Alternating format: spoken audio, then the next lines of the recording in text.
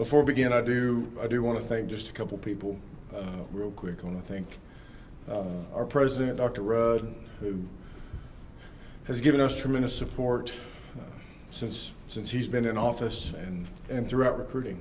Came by and met with some of the kids, and it's just been a great support for us. I want to thank Tom Bowen, obviously, for doing everything he can to give us the means necessary to go sign this class. I want to thank Dave North for helping us out with some transportation issues, and then our staff and all the people. This is a big undertaking, a large volume of kids and travel and official visits and academic evaluations and all the things that go into that. And from our academic people to our strength staff to our training room to the administrative support, they've all willingly lended a tremendous helping hand in helping us do that. I'm excited about the signing class. Obviously, there's a lot of balance in it. From the offensive standpoint, we've finally got our offensive line at least balanced out. In terms of seniors, juniors, sophomores, our numbers are back up there in a much healthier situation. We've still got a lot of development to go there, but just from a pure number standpoint, I think we helped ourselves with the kids and the type of players that we brought in. We needed to make a big charge in our skill position areas. Offensively, we have, been way under numbers there. This class boosted those numbers up. And, it's kind of leveled things out a little bit there. It was a pretty big deal. We still have some issues in the future down the road at tight end that we'll have to get addressed. We just numerically we're not able to do that just yet. Defensively, obviously, we have graduated 8 senior starters, 3 senior backups, so 11 guys in the 2 deep. And we've been trying the best we can to plan for this day ahead of time. But regardless of how it worked out, we were still going to need to sign a good group of front 7 players in this class, and that's what we did. Guys are going to have opportunities to play early, as everybody will, but just from a number standpoint, we'll be in the 2 deep rather quickly. And proud of kind of the regional diversity. Obviously we want to do a great job here locally. We're basically recruiting throughout the southeast part of the United States. I think some of our work in Alabama paid dividends this year, along with some of our local work. So that being said, I'll be happy to answer any questions y'all have about a myriad of topics, I'm sure. Coach, I know any commit is important no matter when they decide, but you guys get like 11 guys in the last 9 days there. How key was that late push, particularly defensively? You got a number of big name prospects. Well, we got a number of guys that y'all found out about in the last couple of days. Some of these guys have been committed for a little while. So it wasn't, I guess what I'm saying is it wasn't like this big mountain of last second ditch effort to get it done. It's just some guys choose to sit on their decision and communicate with us and don't communicate with everybody else. Some people tend to get it out there as quick as possible, however it goes. So I think we finished strong, but I think it's been a consistent effort throughout. From our standpoint in our offices, it wasn't seen as a big rush there at the end. What's the story behind the recruitment at Oglesby? How did you get in? Tell me. Well, at the risk of delving too much into Jalen's personal life, Jalen signed with Clemson, is from right there. I have some good people that I know at Clemson through just coming together over the past however many years. And, he went to he went to prep school is the word I'm looking for. Excuse me. He went to prep school. And then for whatever reason, it just wasn't going to be able to work out for them coming back. So we got a phone call and went out there to investigate it and go through kind of all of our legwork. And it was something Jalen was interested in and something we were interested in. And it kind of worked out there. You have several running backs, a wealth of running backs, but I noticed that you list like Henderson at running back, but you have Dodson as an athlete. So what are your plans? Well, I don't know what Dotson will play, or, you know, I mean, he's not eligible this year. He's got a lot of work to do. So I don't know what, you know, I don't know where he'll fit. So Tony Pollard can play 4 spots, really. He can play running back, he can play wide receiver, he can play corner, and he can play safety. I'm as excited about Tony Pollard from our local recruiting as I've been since probably Sam. You know, Tony was a kid that came to our camps, committed to us early, completely shut off recruiting. He's got a fantastic family. They own Pollard's Barbecue down there on Martin Luther King. And just, he came to Memphis for all the right reasons. And he shut everything out, didn't go to other camps, didn't go on other visits, decided he wanted to stay here in town and represent the Tigers, and I'm awfully proud of him. Who's the other guy you said? Slade, as an athlete? Mhm. Slade is probably a slot receiver, you know, I mean, but he's worked out at corner some. So. Coach, Justin, go ahead. Coach, how much did the way you guys finished last year, getting that top 25 ranking, influence you guys coming in this year with your son? Well, I don't know. I think there's several factors. I think being on television has served us well with the new league. I think it's easily accessible. It's easy to explain to people where you are on TV. I think winning ball games was important, obviously. I think it gives a tangible reference point for those kids. It's no longer just a dream or a vision. It's something that they're able to see and put their hands on and see the trophies and see the games on television and understand that, you know, kind of validates the hard work that the kids before them have put in. I think those played big roles. I think that slowly we're building a brand or a reputation. You know, I mean, the kids talk about our different uniforms. They talk about our look. They talk about seeing us play in the Liberty Bowl and how that looks and the way that we play the game. I think all of that resonates with those kids. Coach, you always talk about the first thing is winning games, and then you always hear people say winning press conferences and things like that. You've always been a guy when it came to signing day, you always talk about how the stars and all that don't matter. Do they start mattering more when you start winning and Memphis is starting to be mentioned more? No, I don't think so. You know, I mean, and we talked about this last year. I think the very elite guys, there's no question.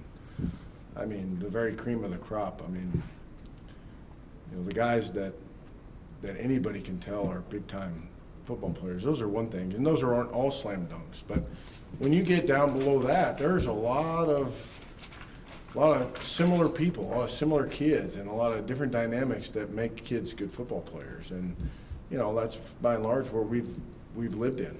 And so it's pretty hard for anybody, let alone somebody that has never coached, to rank that group of people. And so I don't really put any more stock in it than I ever have. That being said, with the caveat that, I mean, certainly, you know, I'm sure Alabama signed a pretty good class today of good football players. You know, I mean, those are pretty obvious. That said about kind of flying under the radar when I was talking to coaches earlier today, the continuity of the staff, how important has that been to find these guys that maybe other people don't? Well, know I about? think just as a microcosm, I think our work in town and just take Alabama. You know, Holman Wiggins has been in Alabama for 3 years now, and I think it paid dividends for us this year.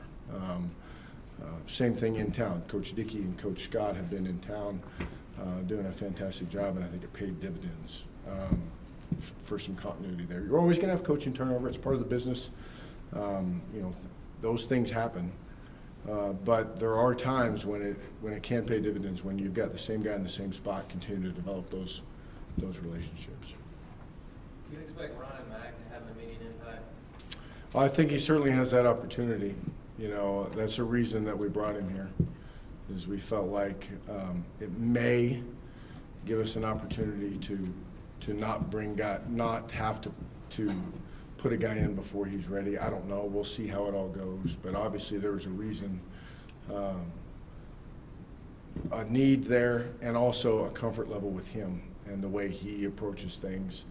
I had long conversations with him about it, and we're very clear about how I envisioned him fitting into what we're doing, and he has jumped in there seamlessly so far. So I think he'll certainly have that opportunity. So you only signed 3 OL, right? So Mac is the one guy you'd want to play. The 2 freshmen, are those? Well, I've got wish 4 list, on right? here. Petty, Mack, Kaiser, Davis. Okay, I'm missing one there. That's right. Keenan is an O-lineman. So Keenan and Kaiser are here right now. They're freshmen. They're doing a fantastic job. They've jumped right in. You know, Brighton is a kid that has really come on strong here in the last, I don't know. He's got a new coach there, new kind of attitude. They're doing a heck of a job. He's really been a late bloomer, I guess you could say. And then Mac is the guy that you know, is obviously a senior. He's an older guy. He's a more developed guy. You'd expect him to come in and compete early. Coach, your thoughts on getting both the Hendersons, obviously one from Alabama, one from Mississippi, but both pretty highly regarded and rushed for a ridiculous amount of yards last year? Well, I'm pretty excited about it. Obviously, we want to run the football. I think it all centers around running the football. Helps your defense play better, helps your quarterback play better, helps your offense play better. I mean, it's just a huge part of what we're trying to do. And, you know, I'd like to eventually get to the point, you know, there's some talk in our offices about getting more than one of those guys on the field at the same time. You know, maybe not this year, but in the future. I think there's several guys in our offensive staff that have been pretty comfortable with playing with those types of sets. I know we did that quite a bit at TCU. We just haven't been able to do that through injury or through whatever it is, or through our best personnel groups since we've been here. But there's certainly no rule against more than one of those guys getting on the field. But have enjoyed recruiting those 2 kids. Really good, hardworking, humble kids that are anxious to be Tigers. Talk about how Jamarius came to you. And how did that Well, we've known about Jamarius for a long time. You know, he played both ways. We've certainly signed him as a running back. I'm going to be clear about that. But I mean, he had 182 tackles or 183 tackles this year on defense. Just a really good football player, rushed for a whole bunch of yards. A guy we've known about for a long time. Holman Wiggins did a fantastic job of staying with him. You know, all kinds of things as can happen in recruiting happened along the way. But I think Coach Wiggins and Coach Dickey, Coach Wiggins as a recruiting coach and Coach Dickey as the position coach really did a fantastic job. And he's got a outgoing personality, really a fun-loving, good kid. And what does he bring? I mean, honestly, what we. Well, he's got good size, explosiveness. He's got good hips and feet. You know, you can see him make subtle movements and cuts in the hole that I think are not taught.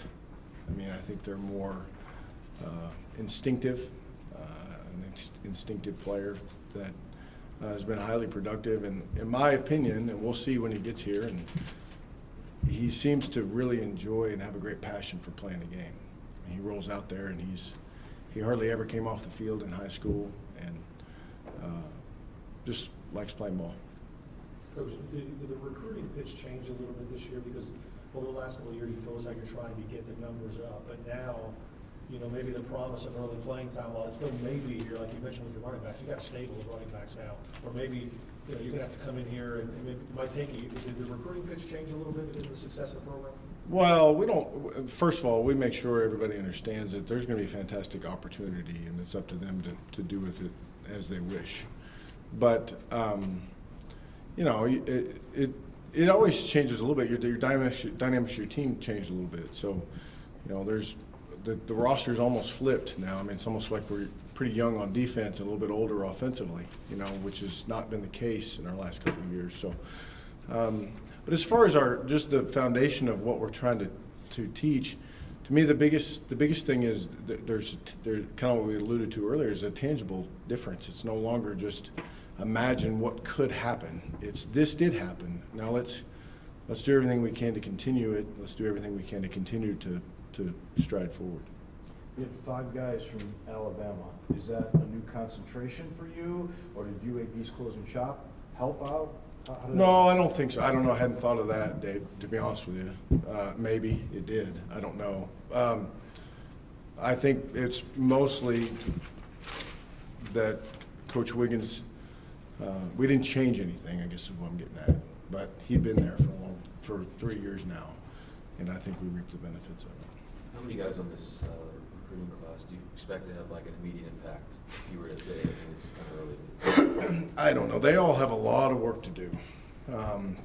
That step is a big step. You know, some of these kids are here now and their eyes are opened. You know, some of the junior college kids here that are midterm guys, some of the high school kids that are midterm guys, their eyes have been opened. I mean, they understand the way we do things is maybe a little bit different than the way other people do things. That those trophies and that success was built on hard work and toughness and trying to do things the right way, not on glitz and glamour.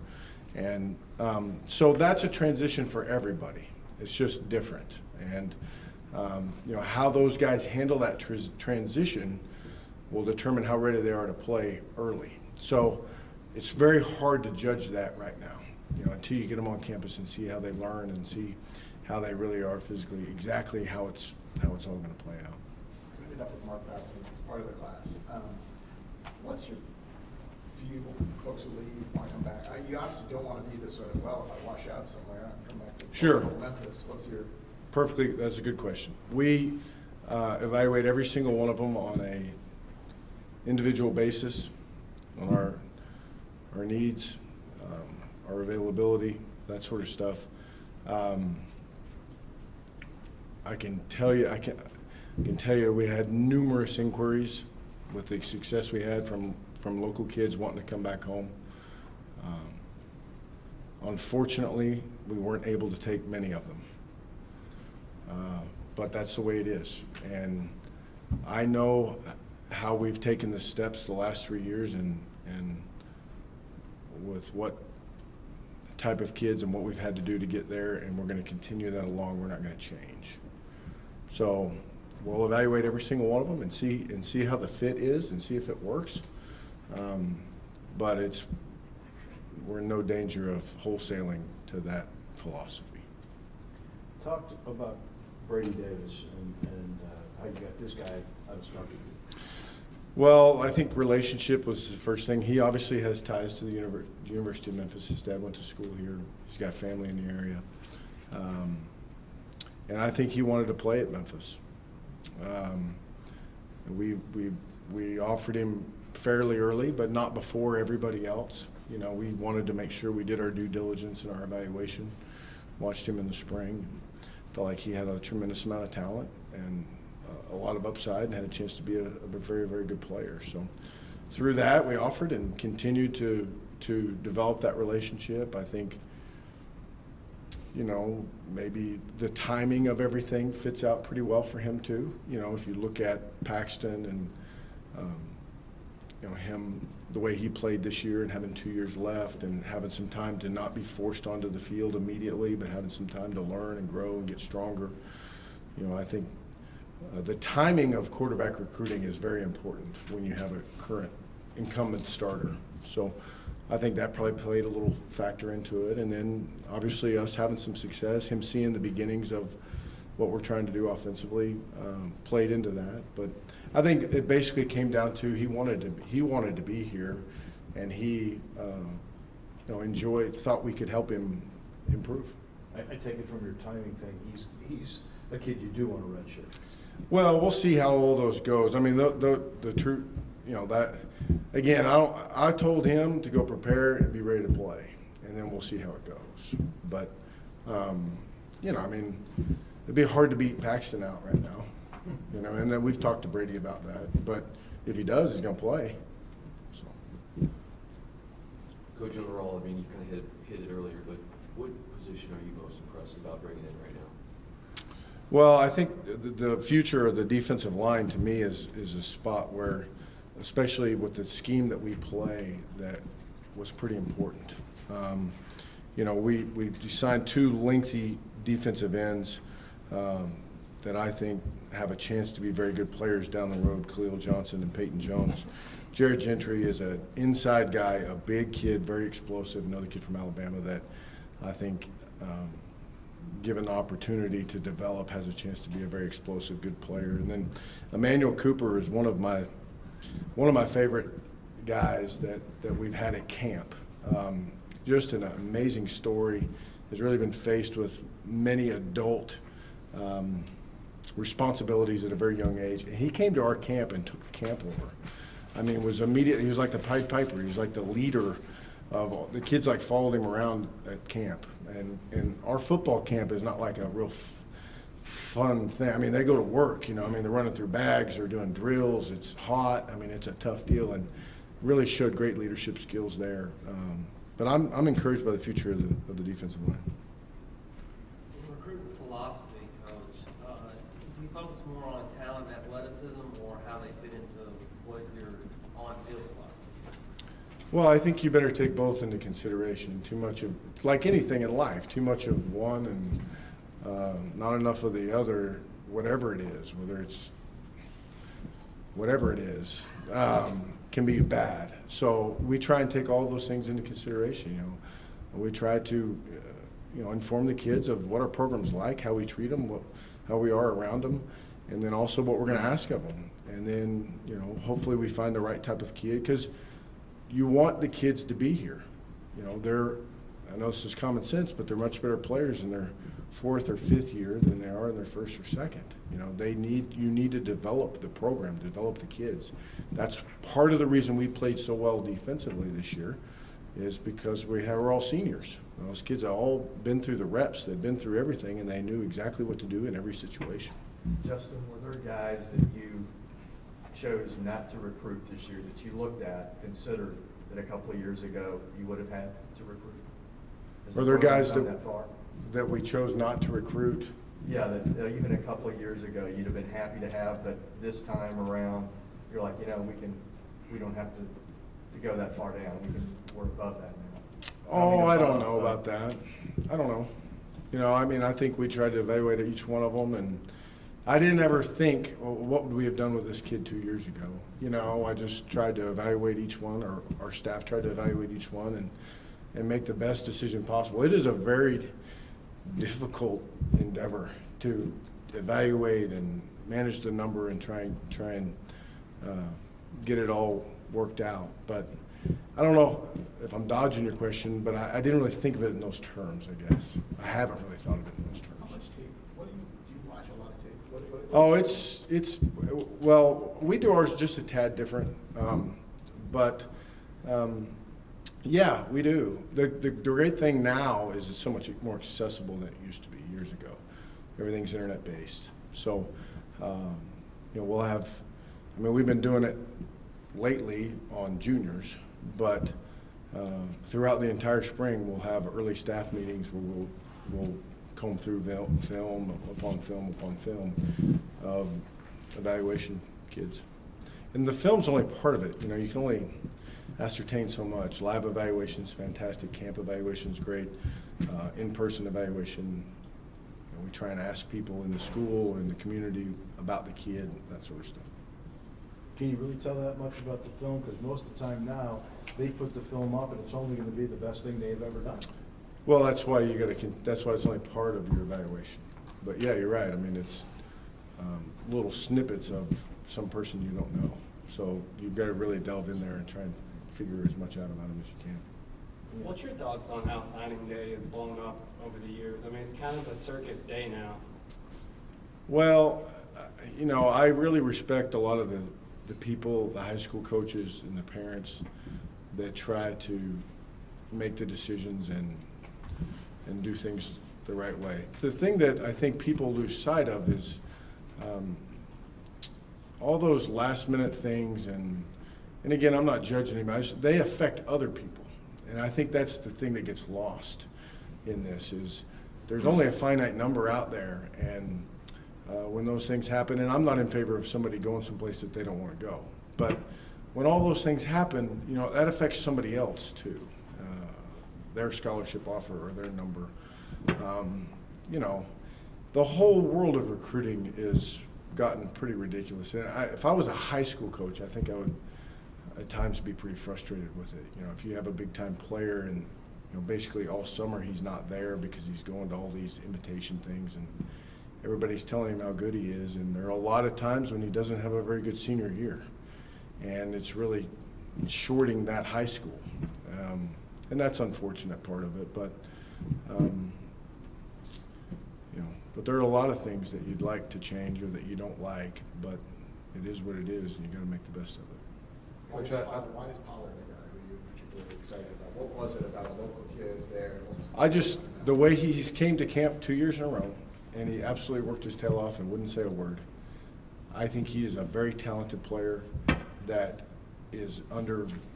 would be, if he had gone through the recruiting process, if he had gone to multiple camps, if he had, pushed himself out there, if he had visited multiple campuses, I think everybody else would be really, really as excited as I am about him because of what I've seen out of him. I think he came here for all of the right reasons, because in much of the way that kind of we've referred to Sam earlier, just he wants to play for the Tigers. He is a Memphis kid that is excited to be a Memphis Tiger. Coach, I think a lot of people are noticing you guys beat out, a number of Power 5 schools for players. Maybe something that Memphis wouldn't have done 4 or 5 years ago. What does that say about where this program, is at this point as you head into the fourth year? Well, it's baby steps forward. I don't know what Power 5s we beat or didn't beat or all that stuff. The whole deal is full of misinformation, and so who actually offered who and all that kind of stuff is kind of up in the air. But I'm excited about the kids we evaluated and the kids that we're going to bring in. I think the program is definitely moving in the right direction. It doesn't mean because we won 10 games last year that we'll win 11 next year, but it does mean that we're continuing to build this thing up and continue to bring quality people in to the university and develop them and hopefully turn them into great citizens and college graduates and good football players along the way. So you give a scholarship to a long snapper, is he just gonna be a long snapper? Well, just to be clear, not everybody on here is necessarily a scholarship player. I mean, there's certain things that we do, but yeah, we currently have a long snapper on scholarship. Yeah. Does that mean there's hope for like holders? Like I think there's a guy. I don't know if I don't know if we'll go to holders.